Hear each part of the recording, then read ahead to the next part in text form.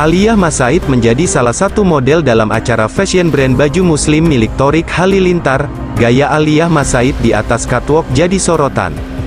Seperti diketahui, Thorik Halilintar berkolaborasi dengan Haris Priza meluncurkan produk baju muslim dengan merek Thoiba. Keduanya menggandeng sejumlah publik figur untuk mengenalkan produk yang baru diluncurkan di bulan Ramadan. Thorik Halilintar pun melibatkan sang kekasih, Aliyah Masaid untuk acara fashion show yang digelar, Rabu, 20 Maret 2024. Putri Reza Artamevia tampil mengenakan gamis dan hijab serba hitam seperti busana Aziza Salsa yang juga berpartisipasi. Aliyah Masaid bergaya dengan salah satu produk Thoiba untuk wanita. Dalam unggahan yang memperlihatkan Aliyah sedang catwalk, tak sedikit pula netizen yang akhirnya membandingkan cara jalan Aliyah Masaid dan mantan kekasih Thorik Halilintar, Fuji.